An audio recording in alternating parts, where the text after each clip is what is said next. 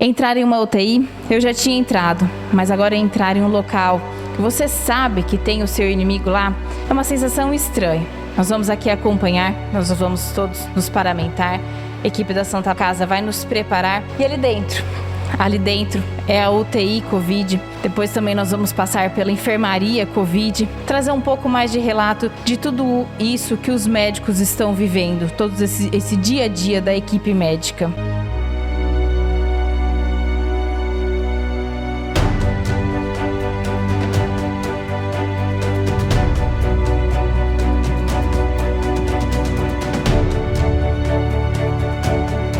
A equipe da Santa Casa já nos preparou. Nós vamos entrar dentro de uma UTI Covid e também dentro da UTI convencional para mostrar o dia a dia de toda a equipe médica.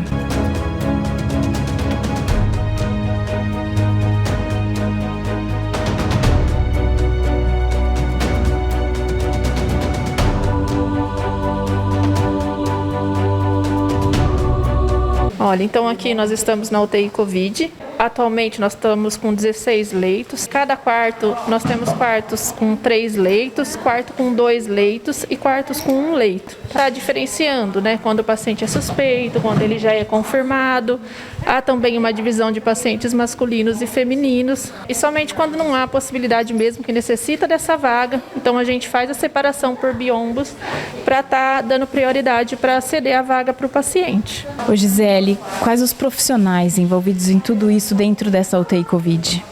Nós temos uma equipe multidisciplinar, médicos, enfermeiros, técnicos de enfermagem, farmacêutica, atendente de farmácia, as meninas do apoio de limpeza, os médicos plantonistas, fisioterapeutas, psicólogos, enfim, as meninas da lavanderia, as meninas da cozinha.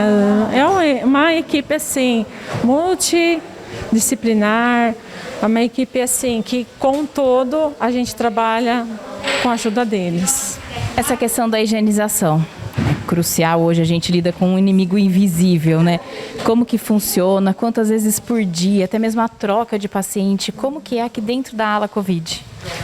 A higienização que nós temos aqui é super rigorosa, inclusive nós temos visita com o infecto, o Dr. Daniel, que ele faz visita juntamente, visita multidisciplinar aqui também.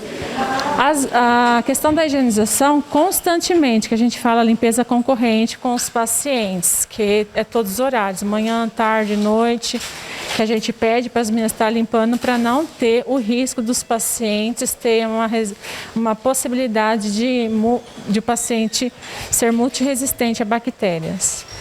Nós estamos aqui com o Dr. Arlindo Wilton, ele é intensivista dessa ala Covid, da UTI Covid.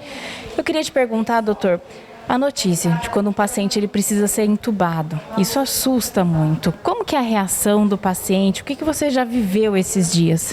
A principal reação do paciente é a reação de medo. A gente tenta passar para o paciente todo o conforto, toda a experiência que a gente tem, para que ele fique tranquilo e que tenha fé em Deus que vai ser o melhor para ele e que logo logo ele consiga ser estubado e que tenha uma recuperação plena.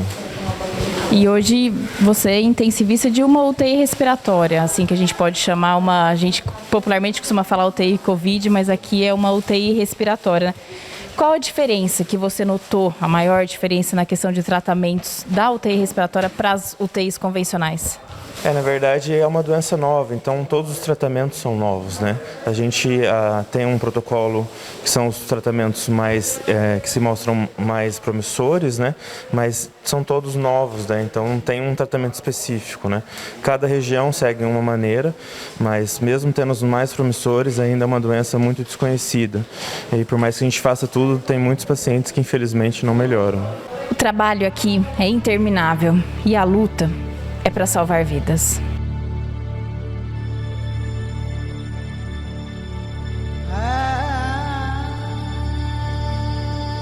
Nós estamos aqui com o Dr. Nassim.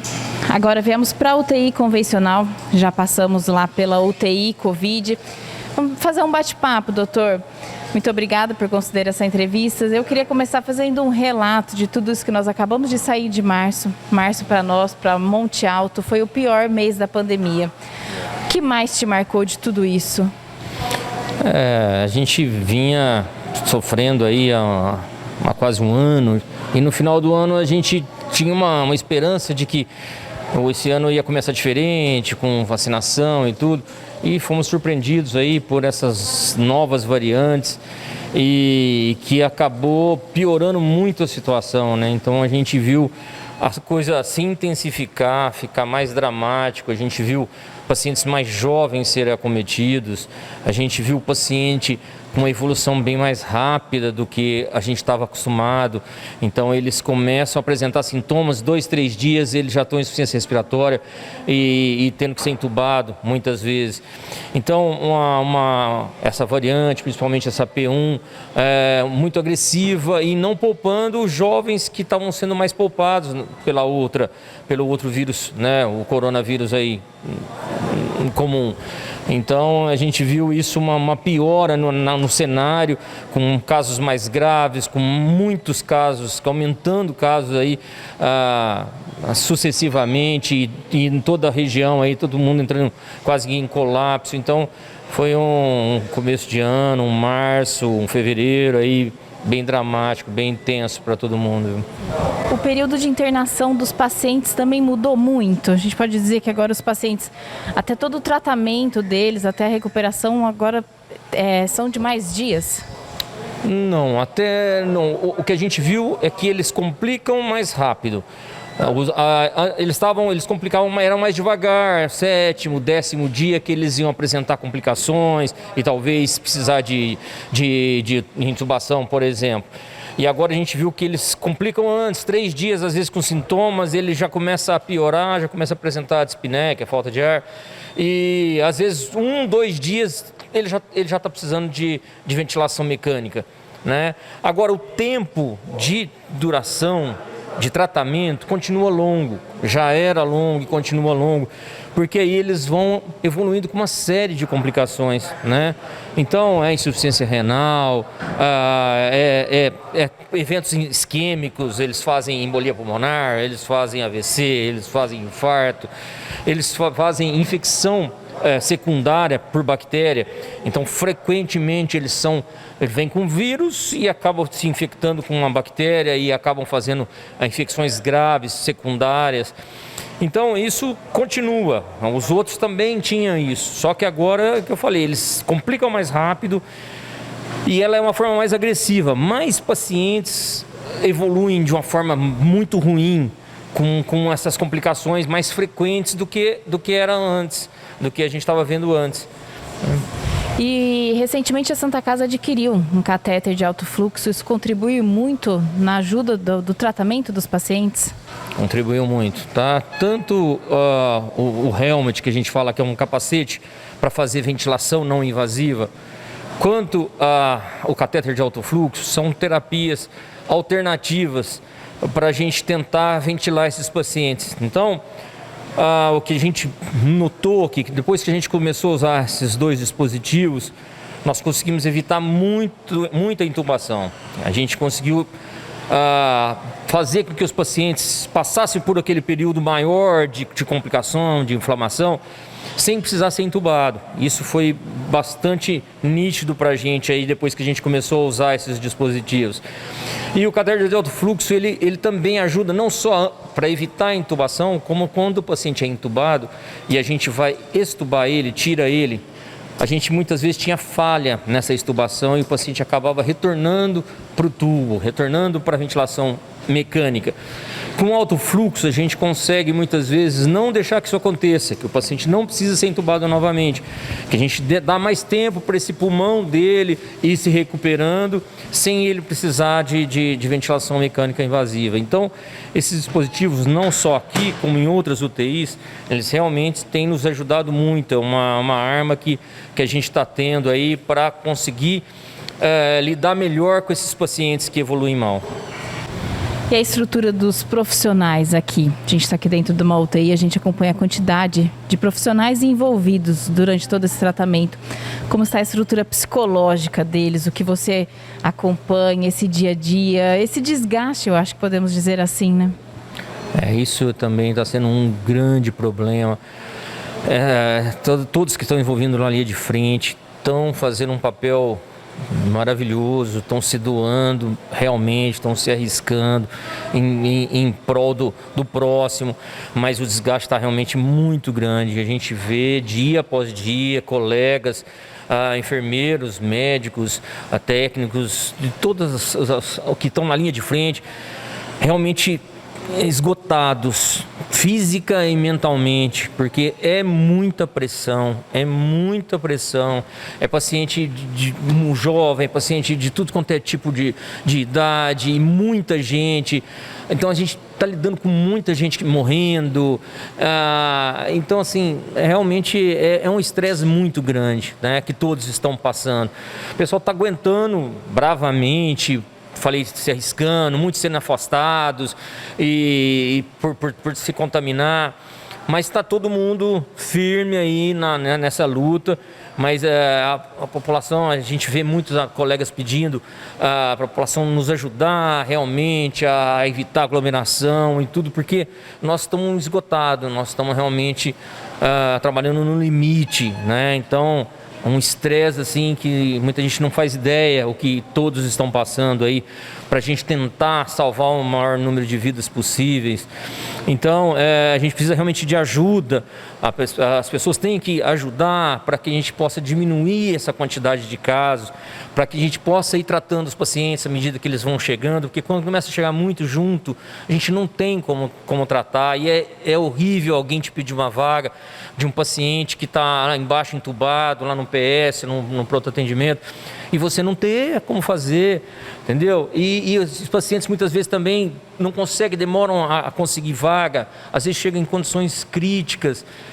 Então isso nos desgasta, e a gente perdendo pacientes para esse vírus aí, assim, frequentemente, e isso é realmente muito, abala emocionalmente os trabalhadores aí, o pessoal da linha de frente. Mas eu falei, eu tenho muito a elogiar a todos que estão realmente fazendo um papel sensacional, estão se doando aí totalmente para salvar essas vidas aí. Graças a Deus estamos tendo resultado, como a gente gostaria de que fosse melhor ainda, mas estamos conseguindo salvar muita gente e vamos continuar na luta aí, tentando, né, passar por essa pandemia aí que a gente jamais imaginou que ia viver, né?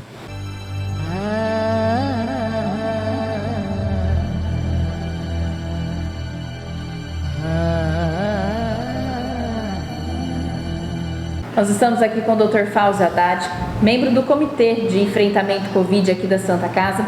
Eu gostaria de perguntar para o senhor, doutor, a maioria dos casos de Covid do município, eles passam hoje aqui pela Santa Casa. Desde quando a pandemia começou, já estamos aí há mais de um ano nesse enfrentamento, quais foram todas as mudanças ocorridas aqui na entidade, desde a questão da divisão dos leitos, das alas, as adaptações que ocorreram? Bom, lá atrás, quando do início da pandemia, no ano passado, graças a uma mobilização do chefe da unidade de terapia intensiva, já vislumbrando a presença de uma doença que ia demandar um aumento de necessidades de leito de UTI, e com a anuência da diretoria, foi se criada a unidade de terapia intensiva, que no início era onde fica a pediatria. E nós começamos lá com 10 leitos.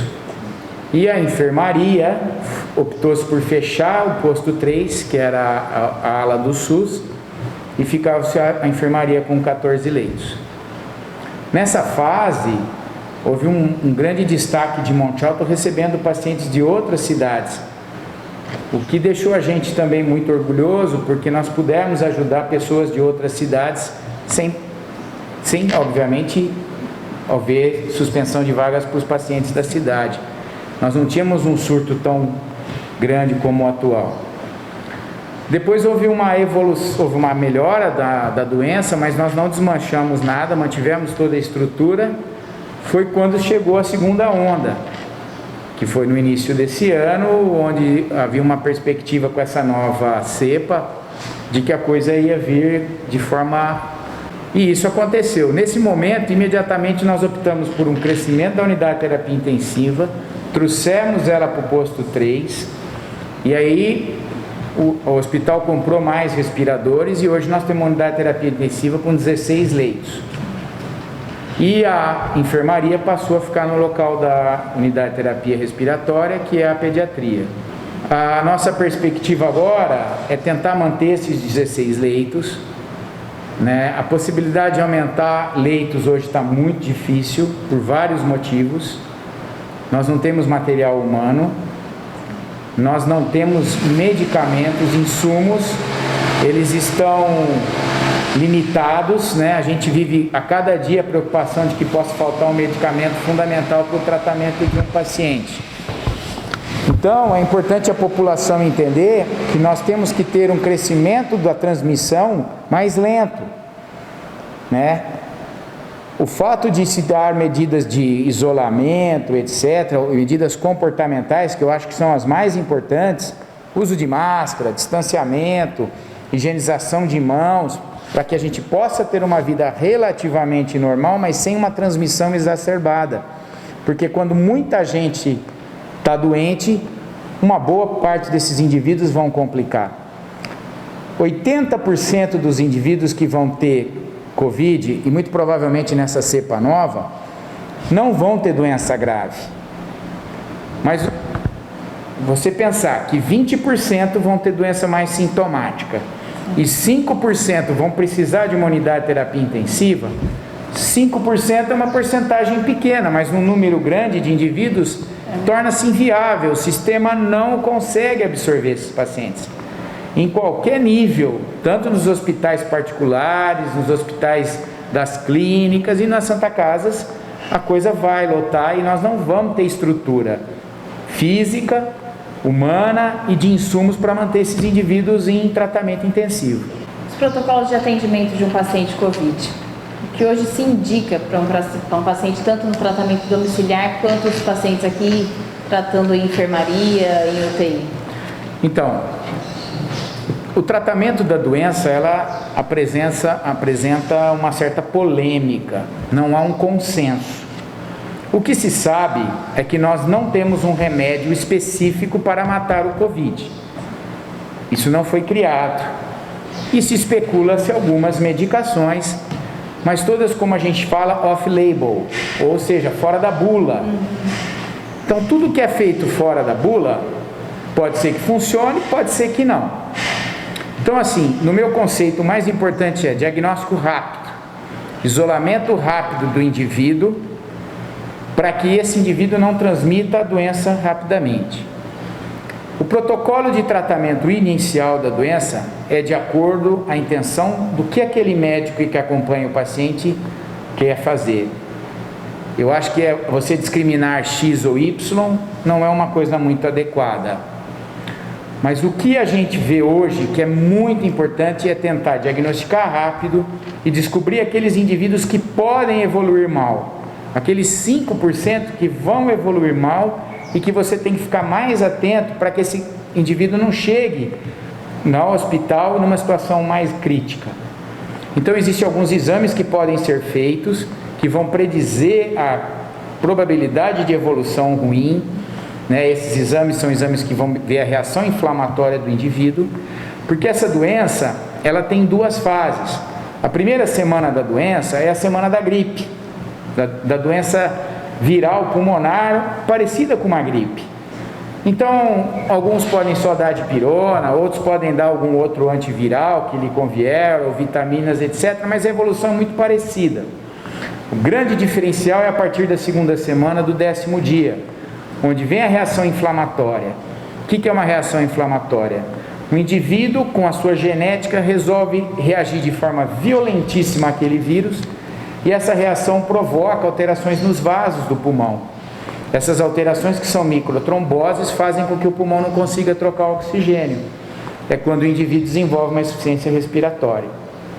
E a grande evolução do Covid, do tratamento, aconteceu nessa fase, que foi a introdução do corticoide na fase 2, não na fase 1, a introdução do uso de anticoagulantes, de antibióticos e suporte respiratório. E isso me orgulha muito a atual situação da Santa Casa, né? Nós tivemos um impacto muito grande na melhora desses pacientes quando nós começamos a usar um capacete que a gente chama de Helmut, e um catéter de alto fluxo, que é um mecanismo de injetar oxigênio por um catéter em fluxo altíssimo, né? São investimentos caros. Um aparelho desse de alto fluxo custa por volta de 30 a 35 mil reais, e cada catéter, você tem um catéter por doente, R$ 1.500. Então imagina isso, mas para a vida não tem preço, e a gente teve uma evolução muito grande. Os medicamentos para a fase 2, que a gente ouve falar, também ainda é uma terra de ninguém, né? Existem inibidores de interleucina, que é para cortar a reação inflamatória, etc. Mas são remédios difíceis de encontrar e que ainda não tem sua utilização totalmente comprovada. E já chegou aqui, até alguns atendimentos, algum caso de paciente com uso excessivo dos medicamentos hoje que a gente acompanha, a hidroxicloroquina, a ivermectina, que teve alguma complicação? Eu desconheço algum caso nosso que teve alguma complicação com uso abusivo, mas eu sou totalmente contra a automedicação, o uso preventivo, profilático de qualquer medicamento. Tirando aí as vitaminas, que eu não vejo nenhum problema em fazer uma suplementação, mas ivermectina de uso rotineiro, crônico, hidroxicloroquina de uso preventivo, eu sou contra. O uso na fase inicial, isso é uma conduta do médico, né?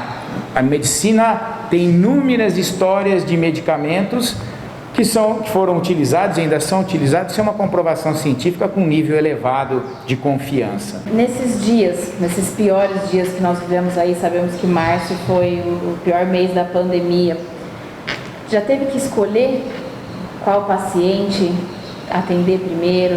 Teve algo assim relatado aqui? Olha, infelizmente nós temos uma limitação de leitos, né? E às vezes a gente não consegue absorver toda a demanda, por exemplo, do pronto-socorro. Isso nos causa muito transtorno, tanto para nós da Santa Casa, quanto para os médicos que estão no pronto-socorro. Isso só não está acontecendo aqui, isso está acontecendo no Brasil inteiro. Aliás, aconteceu em outros países. Eu imaginava que isso não iria acontecer aqui, né? Mas infelizmente nós estamos vivendo isso. Existe um critério desde a admissão, da gravidade, do prognóstico, que deve ser utilizado para indicar o paciente que vá para a UTI. Nós não estamos assim tendo ainda, graças a Deus, que ter critérios de paliação. O que são critérios de paliação? Isso já tem até uma normativa. É uma situação em que você tem que dizer que esse paciente, por causa de determinadas doenças, por causa de determinada condição física e clínica, não tem um prognóstico, não vai sobreviver a um tratamento em unidade de terapia intensiva. Então ele deve ceder um leito para aquele que tem prognóstico. Nós não tivemos ainda essa situação. O que a gente vivencia é que às vezes no pronto-socorro tem 3 pacientes precisando de UTI e nós temos 2 vagas, ou uma vaga. Então o pronto-socorro determina quem ele acha que tem mais critério para vir, ou que está mais tempo, ou que está dando mais dificuldade, está mais difícil controlar ele lá embaixo. E aí vem esse paciente, enquanto o outro vai aguardar uma vaga aqui ou uma vaga na região. Paliação ainda nós não tivemos e espero que a gente não precise ter. Dr. Fauzi, alguns casos de óbitos, pessoas que vêm a óbito geram uma certa polêmica. Os familiares comentam que a morte não foi por Covid, e sim por outras doenças. Como que funciona o declarar, atestar um óbito por Covid? O óbito, por qualquer que seja a doença, nunca é bom. Nós nunca gostamos de dar atestado de óbito. É um peso dar um atestado de óbito, independente da patologia. A gente entende que a Covid carrega um peso, porque nessa doença existe um isolamento com a família. O paciente é internado, ele vai para uma enfermaria ou eventualmente para uma UTI, em que ninguém vai poder visitá-lo, as informações são feitas à distância, e se ele vai a óbito, ele acaba tendo um velório, um enterro todo cheio de limitações, por causa da necessidade de evitar a propagação dessa doença. A partir do momento que o indivíduo adentra o hospital e ele é diagnosticado como Covid, faz parte das doenças que esse indivíduo tem o Covid. Mesmo que esse indivíduo tenha uma insuficiência cardíaca, tenha um diabetes, tenha várias outras doenças, mas ele tem que seguir toda a normatização do Covid para que essa doença não dissemine. E esse é o grande fator que gera todo um questionamento, porque o distanciamento inicia desde a internação, a limitação em velar o corpo, em estar do lado do seu ente querido. Mas nós precisamos entender que a partir do momento que o indivíduo é diagnosticado, que ele tem o PCR positivo, que ele adentrou ao hospital, mesmo que não tenha uma tomografia das piores, ou que ele acabe evoluindo a óbito por outra doença, faz parte. Não nos interessa aumentar o número de mortos, tanto de Covid quanto de outra doença. Nós médicos não queríamos mortos, mas nós não somos deuses, são desígnios da vida. Então eu acho que essa é uma discussão que não tem sentido, né? Eu acho que a gente tem que se cuidar, tem que se preservar para não pegar a doença e se esforçar ao máximo para o resultado ser positivo no tratamento, mas infelizmente os indivíduos morrem dessa patologia e a gente tem que entender isso. Por isso é importante distanciamento, uso de máscara, higienização das mãos, a vacinação, surgir alguma medicação efetiva contra o vírus para que a gente possa acabar com esse sofrimento de todos. Isso vai acontecer. Estamos aqui com o Dr. Randall Henrique de Oliveira, diretor técnico da Santa Casa. Quando essa pandemia começou, quando tudo isso começou, foi criado um comitê de enfrentamento ao Covid, doutor? Sim. A Santa Casa tomou uma série de providências de uma maneira muito ágil a enaltecer a sua provedoria e a sua direção. Os diretores rapidamente tomaram algumas providências que foram muito acertadas. Nós conseguimos, em tempo muito hábil, abrir uma UTI para casos respiratórios, para evitar o nome de UTI Covid, da UTI respiratória, e ao mesmo tempo, vendo que nós não sabíamos muito sobre a doença e que nós não estávamos muito certos do que estava por vir, a provedoria e a direção achou por bem nomear uma comissão, um comitê de enfrentamento para me auxiliar nessas questões técnicas.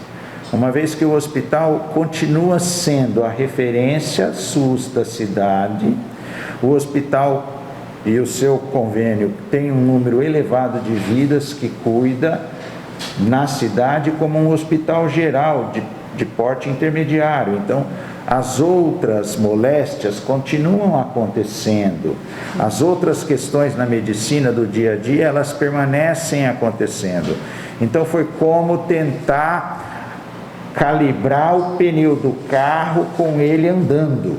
Então, nós conseguimos montar tudo isso sem deixar de fazer o que nós já fazíamos. E eu não seria capaz sozinho se não fosse a ajuda da provedoria, da direção, do comitê, mas também de todos os meus colegas e de todos os colaboradores da Santa Casa, do pronto-socorro, enfim, todos os envolvidos com a saúde do município. Sim, os membros do comitê, eles se reúnem semanalmente, como que funciona e quais os principais assuntos a serem discutidos? Certo, nós reuníamos normalmente uma vez por semana, já chegamos a nos reunir todos os dias da semana, de acordo com períodos da pandemia. No começo, os assuntos eram referentes a diretrizes a serem tomadas, dimensionamento, decisões de estruturação. Agora, Em 2021, com todo mundo esperando que 2021 chegasse, chegou um momento que nós colocamos realmente a mão na massa. Eu e Fauzi temos auxiliado muito em questão de controle de estoque de medicamentos, manejamento de funcionários junto com a administração, instalação e ampliação dos leitos da UTI, dimensionamento e organização para que a gente possa acomodar o maior número de pacientes possível, agilização. Então, nesse íntere, por exemplo, o responsável técnico, nosso coordenador das UTIs, se viu sobrecarregado, porque uma Santa Casa que tinha 10 leitos de UTI geral, passou a ter 26 leitos de UTI e 16 desses muito complicados pela Covid-19. Então, ele também já passou a ser razão nossa ajudar até na coordenação da UTI. De maneira que aqui agora nós não estamos mais vendo nem cargo, nem hora, nem nada.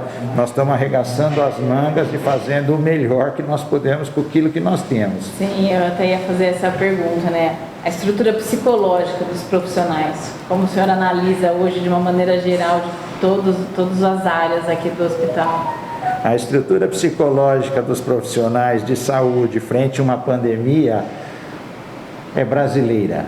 Nós somos do país do carnaval e a nossa mente com certeza está um samba. Quando você perguntou ao Fauzi qual que era a sensação que o médico sentia ao ver uma alta, eu mentalmente me coloquei no lugar dele respondendo aquela pergunta, e é o bálsamo que a gente bebe para poder aguentar aqueles casos que a gente mesmo, doando tudo que a gente tem de melhor, dos nossos desejos, das nossas vibrações, das nossas energias, do nosso conhecimento, e que mesmo assim nós vemos a Covid-19 ceifar essas pessoas do convívio com a gente. Então, não é brincadeira. Você acreditar que 100% dos pacientes vão sair daqui, e você ter uma taxa de mortalidade hospitalar que a nossa, nós nos orgulhamos de saber que ela não é alta, mas aí nós temos assim 10, 20, 30% de pessoas que não saem. É muito difícil, porque nós estamos realmente tomando um baile dessa doença. Agora, eu sou muito otimista. A virtude mais próxima que nós temos da perfeição é o amor. E como nós somos seres imperfeitos, normalmente a gente é capaz de alguma coisa próxima ao amor, que seria a caridade. E a Santa Casa esbanja a caridade. O traço de personalidade que nós mais almejamos ter é a fé. Isso é o que nós mais desejamos, poder falar convictamente que nós temos fé. Mas como nós somos seres imperfeitos, o que nós temos mais próximo da fé é a esperança. Então, a sensação que eu tenho é que, apesar de todo esse samba na minha cabeça, a gente tem que se manter com esperança e praticar a caridade sempre. Sim, esperança de que tudo isso vai passar. Vai passar. Dr. Randall, parabéns mais uma vez e muito obrigado pela entrevista. Obrigado vocês e força. E o trabalho de vocês é maravilhoso, porque divulgar a catástrofe não vai acabar com essa pandemia, mas vai fazer muita gente ficar com medo. Então vamos trocar o medo pela esperança, com certeza. Quando nós recebemos a notícia de que o coronavírus estava assim por vir, e no disso que nós ficamos sabendo no dia 20 de março de 2020, aí eu pedi para que o Idmar, a minha equipe, para que corresse atrás. Aí, o que eu precisei? Eu precisei da Eliana, que me desse o suporte financeiro, juntamente com o Laerte de Carvalho, a administrativa, que é a Carla e o Idmar, que fizeram todo o trabalho de angariar esses leitos. E no qual, naquele dia, nós colocamos 8 leitos à disposição da população de Monte Alto. Só que nós não tivemos como instalar 8 leitos, porque dos 8 quartos que tinha da pediatria, um ficou disponível para o médico. Então nós conseguimos colocar 7 leitos, 2 para o SUS, 5 para o SUS e 2 para o convênio. E aí começou a fluir a situação. E a situação nossa naquele momento, financeiramente, não era tão satisfatória. Porque nós precisamos comprar sem ter o dinheiro da Covid, graças à verba que o Baleia Rossi tinha mandado em dezembro para nós, que era para o custeio do hospital. Então, no entanto, esse dinheiro do custeio era o uso para o próprio hospital. Enfim, nós compramos os leitos de UTI que nós pagamos com esse dinheiro. Se não tivesse dinheiro em caixa, nós não teríamos como comprar, ou até fazer empréstimo, ou emprestar de banco, ou sei lá como, né? Mas enfim, nós tomamos a iniciativa e saímos na frente. Isso foi numa sexta-feira, às 15 horas. Na segunda-feira, eu conversando no final de semana com o Laerte Carvalho, que é o diretor financeiro, e o Laerte falou: Beto, vamos comprar mais leito. Na segunda-feira, saímos para comprar mais leito, não conseguimos. Mas não é só comprar um respirador, é comprar todos os equipamentos, entendeu? Isso nós compramos no peito da raça. Acho que aquela luz que ilumina, que brilha, que te toca, que para você fazer algo em prol da entidade e da população. Agora eu penso, hoje nós temos aqui 16 leitos de UTI, Covid, e temos mais 16 leitos da enfermaria, E nós temos mais 10 leitos da UTI de outras patologias. Ou seja, então nós temos 26 leitos de UTI e 16 leitos da enfermaria. Isso graças ao empenho que nós saímos para fazer e fizemos e deixamos de prontidão para atender a população. Aí eu pergunto, se nós não tivéssemos feito esses leitos de convênio e esses leitos de SUS, aonde nós colocaríamos todos os nossos usuários, todos os usuários de SUS? Porque hoje, quer queira ou não, a Santa Casa de Monte Alto ela é responsável por 45 mil habitantes. E outros convênios que para completar os 50 mil habitantes que nós temos em Monte Alto. Então, nós somos responsáveis por atendimento médico hospitalar em 45 mil habitantes. E tudo isso nós fizemos independente daquilo que nós estávamos pensando que ia ser uma catástrofe tão grande dessa forma, conforme foi e está sendo essa pandemia, né? E isso aí deixou a gente sim um tanto preocupado. Agora, você pode perguntar para mim, Beto, e depois disso tudo, como que você fez? Bom, durante o ano de 2020, nós recebemos 3.671.000 exclusivamente para Covid. E todo esse dinheiro que nós recebemos em 2020, nós já prestamos conta e já está no portal de transparência da Prefeitura. Também para o Conselho Municipal de Saúde e também para o Tribunal de Contas. Então, nós estamos totalmente em dia e legalizados com relação à verba da Covid que nós recebemos. Por outro lado também, você pode me perguntar, Roberto, e como é que vocês ficam assim com a atual administração da Prefeitura, a administração de João Paulo? Só para vosso conhecimento, o primeiro dinheiro que nós recebemos da Covid foi no dia 3 de julho.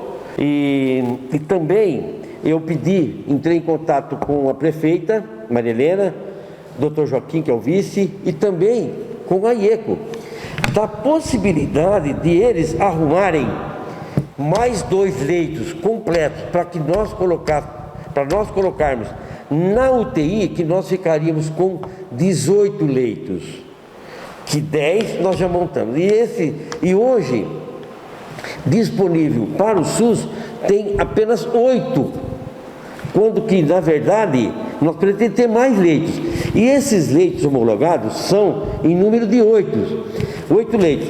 A partir daí que lotou os 8 leitos, a Prefeitura se comprometeu em pagar isso, as diárias, à parte de leitos não homologados. Então, tudo isso faz com que a parceria Prefeitura-Santa Casa tem que ser presente. Agora, eu me sinto assim, na obrigação de falar, que eu acho que está tendo um distanciamento muito grande entre provedoria e gabinete de prefeito. Porque isso nós temos que estar sintonizados 24. Não é eu ligar e não receber ligação de volta, ou se alguém me ligar e eu não retornar a ligação. Isso é ruim. Todo aquele ímpeto que nós temos para fazer alguma coisa diferente, acaba se tornando em vão. E isso não é bom para nós. O que nós queremos é fazer em conjunto, em parceria, porque Monte Alto tem uma cidade de 50 mil habitantes, não é um ou outro. Nós somos responsáveis por 45 mil habitantes. Seja lá que nós temos 12 de convênio, a diferença tudo é SUS. Então, só para conhecimento de toda a população, a Santa Casa de Monte Alto é a quinta empresa no nosso município. Ou seja, nós estamos com mais de 350 funcionários. Só na época da Covid, nós contratamos mais de 50 funcionários. Então, veja lá aonde vai a folha disso tudo.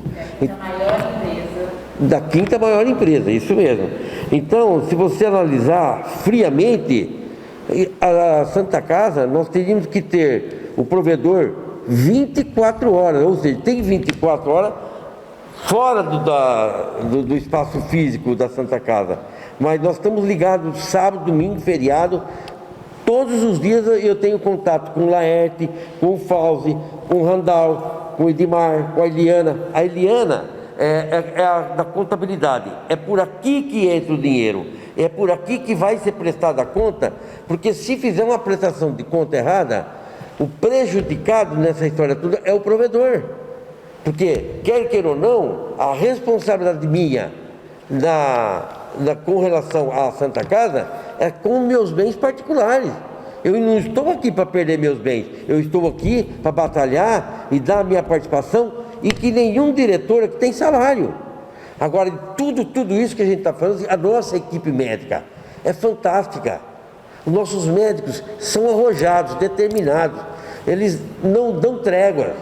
Então, isso é importante para o bom atendimento daquele que está acamado.